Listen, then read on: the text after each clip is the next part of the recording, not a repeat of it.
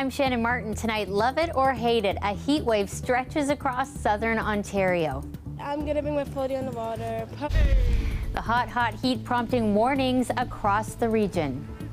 Could you imagine if there was a major accident on the 401 and they had to ship all these traumas in?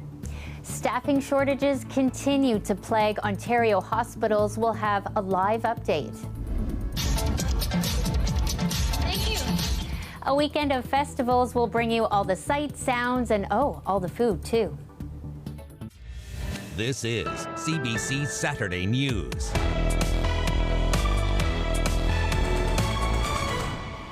Thanks for joining us on this steamy Saturday evening. A heat warning remains in effect at this hour. It has people across the province finding ways to stay cool. Ryan Patrick Jones is one of them. They came to picnic, to play sports, and for a day at the lake.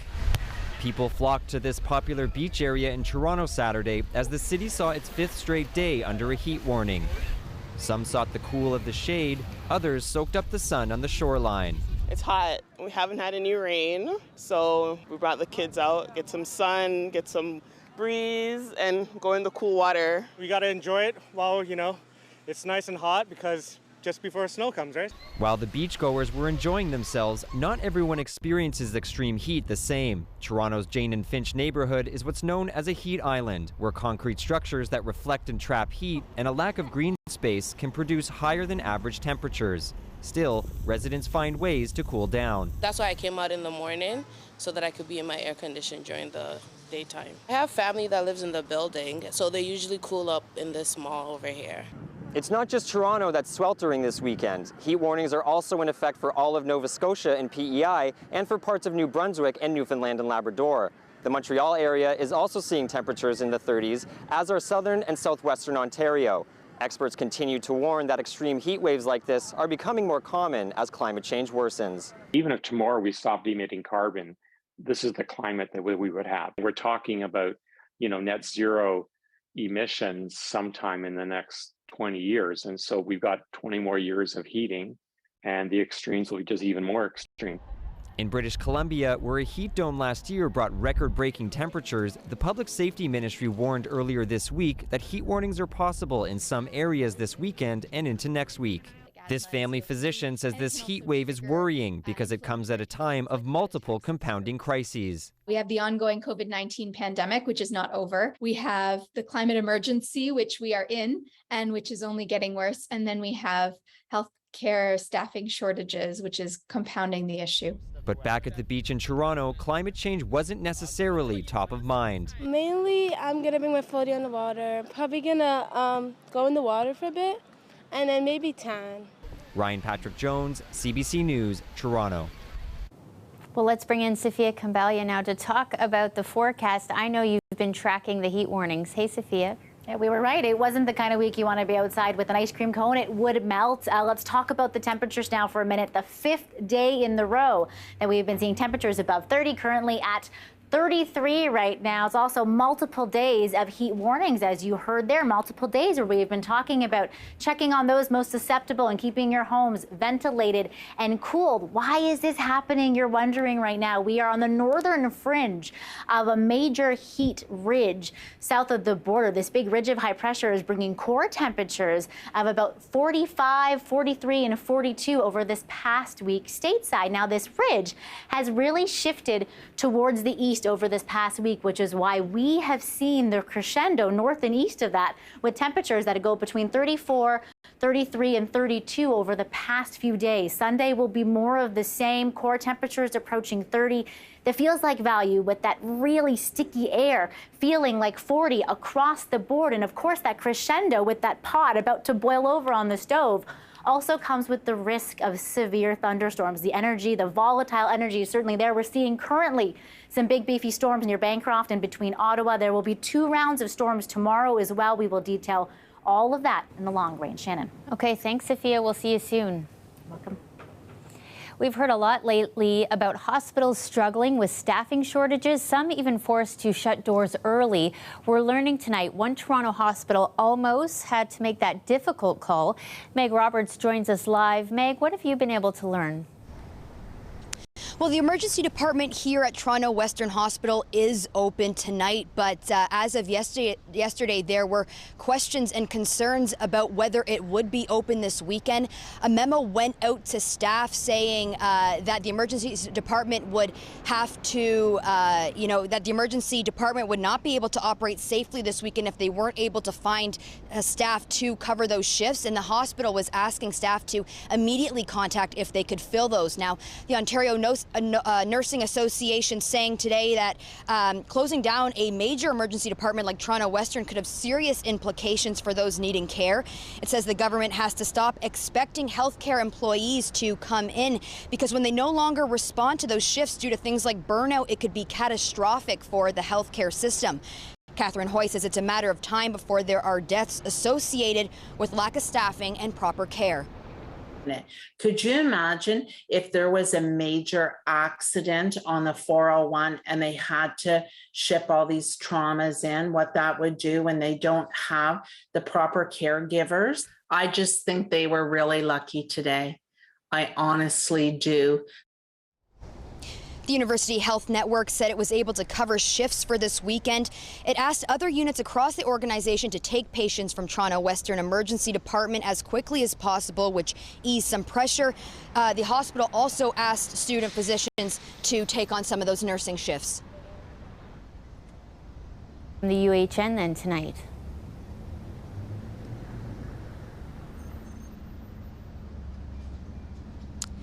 Yeah, so we reached out to the UHN, and in a statement it said that healthcare professionals continue to rise to the challenge, but it's been a very long and hard grind and people are tired. These solutions are short term, and they said they're focused on longer term solutions, including international recruitment, training, and deployment of clinical supports and digital health solutions. Now, we know that staff at the hospital is concerned because they sent this memo to a local MPP who says that she feels the healthcare system is on the cusp of collapse.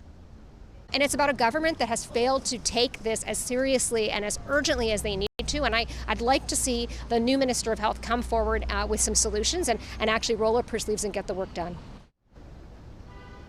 Now, we reached out to the province and the health minister earlier this afternoon, and we haven't heard back by airtime.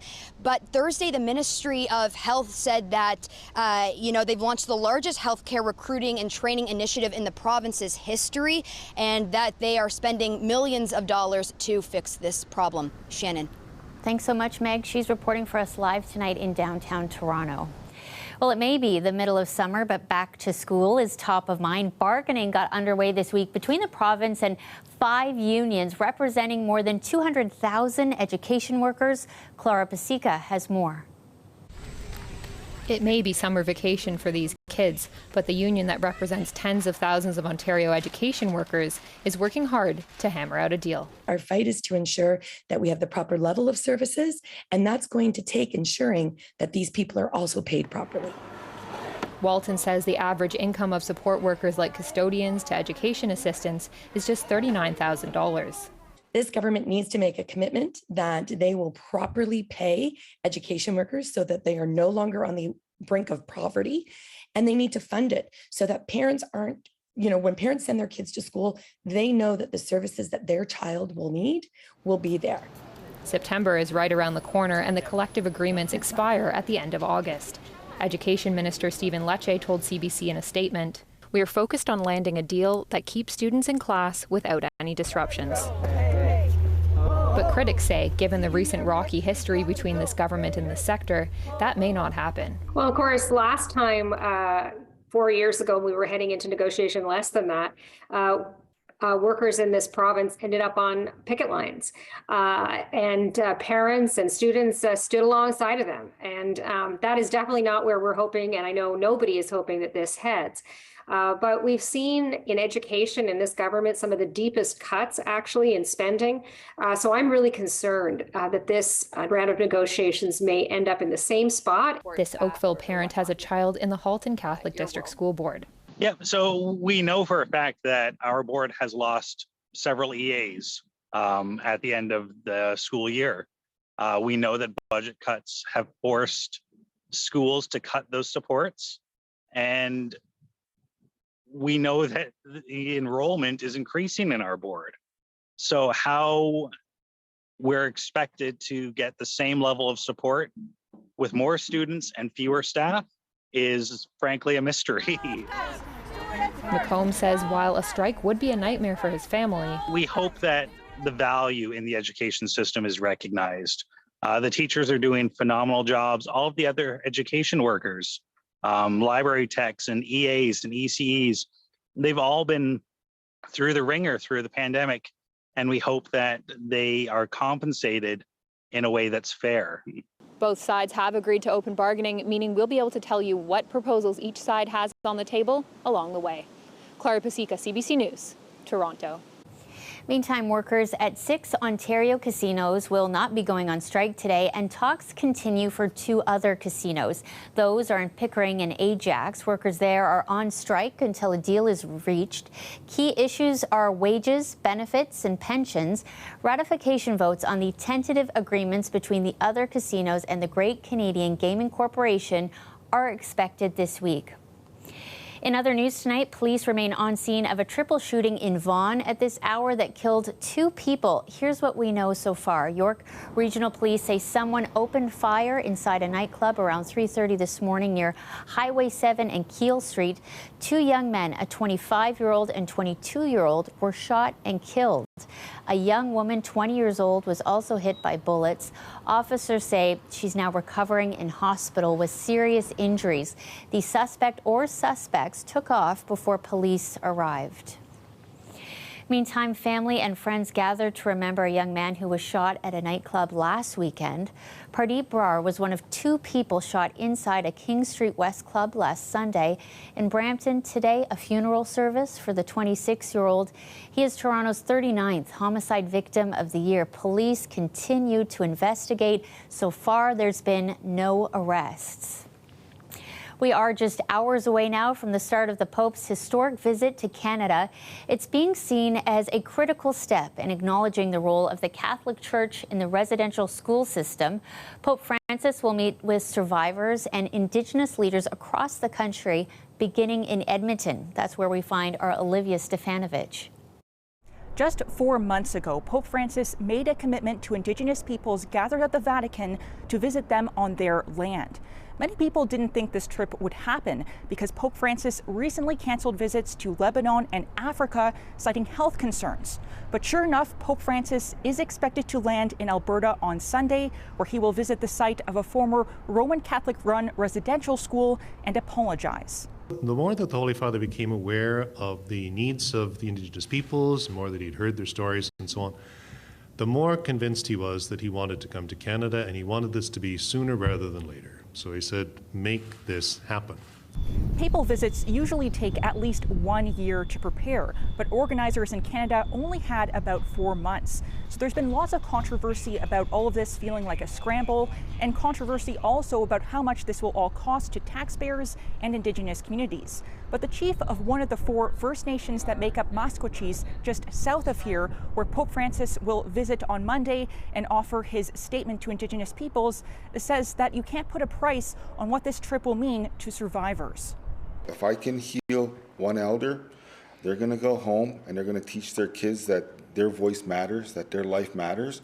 They're going to teach their grandkids that their voices matter, their lives matter. And hopefully in the long run, it's all going to be worth it. But an apology isn't enough for many Indigenous peoples.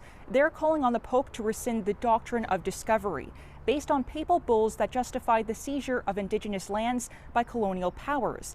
They also want the Pope to make sure the Church pays overdue payments to residential school survivors, give back land to Indigenous peoples, and return cultural belongings housed at the Vatican to Indigenous communities. Olivia Stefanovic, CBC News, Edmonton. And just a note, CBC News Network and CBC Gem will have live coverage beginning with the Pope's arrival starting at 1 p.m. Eastern. And that will be given with interpretation in 12 Indigenous languages, as well as in ASL. That'll be available through the official website at papalvisit.ca, and we'll have more for you tomorrow night at 11. Welcome back. If you're out on the roads this weekend, you may notice the price of gas has dropped another 6 cents per litre today for most of southern Ontario to $1.68.9. And that's a price we haven't seen since April the 14th. And while we continue to reconsider $1.68 as being good news, it nevertheless is a lot better than where it was on June the 11th when we hit $2.15.9. So a 47-cent decrease for average drivers filling up a minivan. That savings could easily work out to $25 to $30 a tank full. It all adds up. The drop is in addition to a 4-cent decrease we saw yesterday. According to this expert, though, you may not want to wait too long to fill up. Prices are expected to jump 2 cents tomorrow. In health news tonight, the monkeypox outbreak now represents a global emergency. That's according to the World Health Organization. As Chris Reyes shows us, this comes despite a lack of consensus among experts. I have decided that the global monkeypox outbreak represents a public health emergency of international concern. The declaration is the highest alert level from the World Health Organization, most recently used for COVID-19 and in the past for polio and Ebola. Canada and the U.S. declared its first case in May. The number of cases has now grown to 16,000 from 75 countries. The WHO's emergency committee didn't reach a consensus on whether the monkeypox outbreak should be declared a public health emergency, but the agency's director general said he had reasons to do it anyway. We have an outbreak that has spread around the world rapidly through new modes of transmission, about which we understand too little.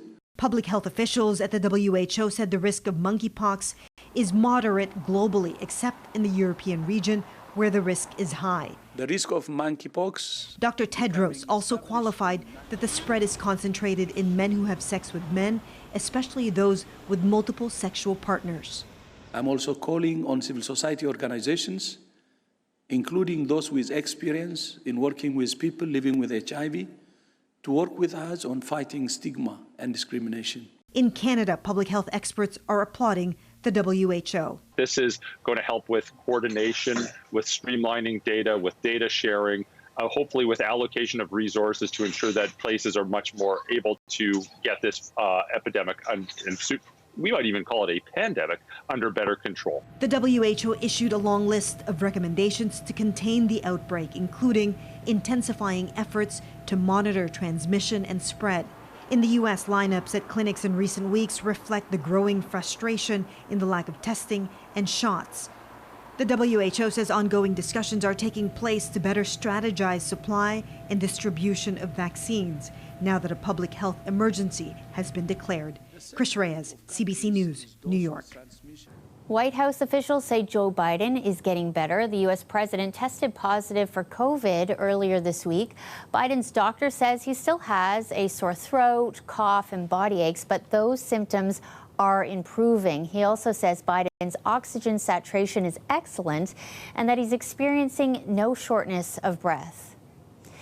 To the latest in Ukraine, where a missile strike is threatening yesterday's deal to free up grain shipments the war has blocked. Today's strike was in Odessa. It's been at the center of the ongoing grain crisis. Its Black Sea port blockaded. Yesterday's deal, now uncertain, mandated safe passage in and out. Vast stores of Ukrainian grain has been trapped since the war began. That's pushed global prices up and sent an estimated 47 million people into acute hunger. Stay with us. We'll be right back. It's a weekend of festivals, so many back in person this summer. And if you like South Asian culture but can't fly there this summer, you can head to Toronto's East End for the TD Festival of South Asia. This event is back after a 3-year hiatus, and we are so excited to welcome with open arms not just the South Asians, but Canadians at large. For 2 days, Toronto's Gerrard India Bazaar will celebrate the diversity of South Asian culture, explore local vendors, artisans, food, drink, fashion, music, and more. The free event runs until tomorrow. It's the largest of its kind in North America. About 200,000 people are expected to attend over the weekend. And also happening is the Taste of the Middle East Festival with lots of food, music, and dancing. This festival is about celebrating Arabic music, art, and heritage. It's our 5th annual year. We're super excited to be. For the first time, we're at Nathan Phillips Square. In addition to all the delicious eats, you can check out chef demonstrations, games, art vendors, henna artists, face painting, dance workshops, so much to do and see. Taste of the Middle East runs until tomorrow at Nathan Phillips Square.